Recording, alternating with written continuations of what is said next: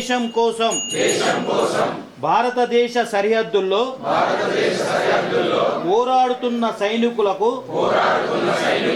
నాయకత్వం వహిస్తున్న రక్షణ శాఖ అధికారులకు భారత ప్రధాని మోడీజీకి మంత్రులకు మరింత శక్తినివ్వాలని ఈ పోరాటంలో అఖండ విజయం మన భారత సైనికులు విజయం చేకూర్చే విధంగా శక్తినివ్వాలని ఆయుర ఆరోగ్యాలను కాపాడాలని మేము సైతం ఈ నాగలింగేశ్వర స్వామిని వేడుకుంటున్నాం। భారత్ మాతా కీ జై, భారత్ మాతా కీ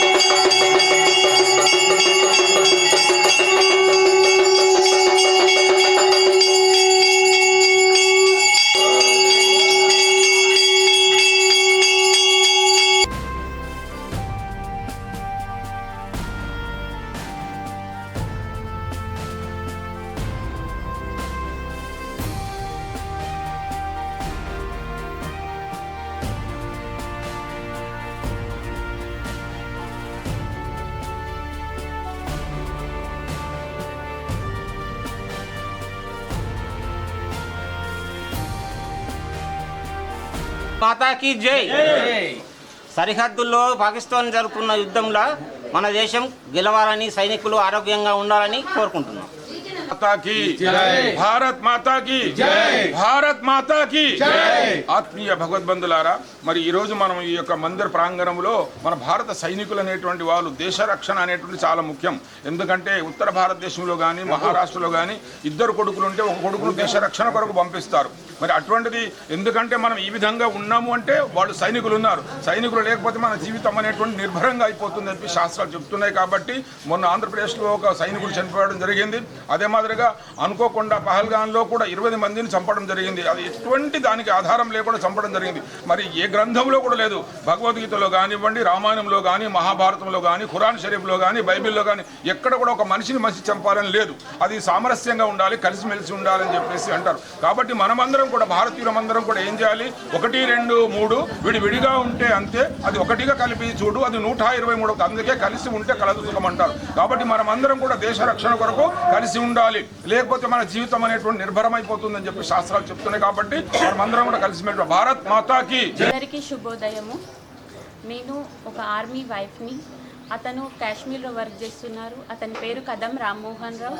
మనకు ఈ చేపట్టిన కార్యాన్ని విజయవంతం కావాలని, మన సైనికులు అన్ని దాంట్లో విజయం సాధించాలని, భగవంతుని శక్తి ఇవ్వాలని కోరుకుంటూ జై హింద్, జై భారత్ మాతాకి జై.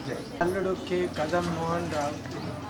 ఆయన కాశ్మీర్లో పనిచేస్తున్నాడు ఆర్మీగా.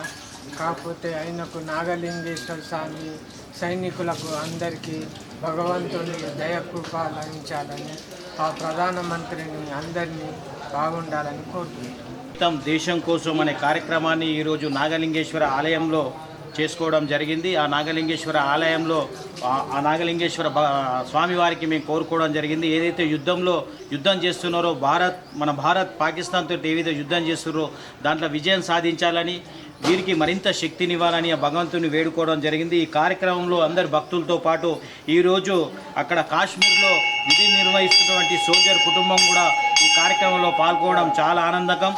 ఎక్కడైతే కాశ్మీర్లో విధులు నిర్వహిస్తున్నారో రామ్మోహన్ రావు పటేల్ వారి కుటుంబ సభ్యులు, వారి ధర్మపత్రి అయినటువంటి సోదరుమణి శ్రీమతి రినిత గారు, వారి కుటుంబ సభ్యులు సంతోష్ కుమార్ గారు, సందీప్ గారు కూడా ఇట్టి కార్యక్రమంలో పాలు పంచుకున్నారు.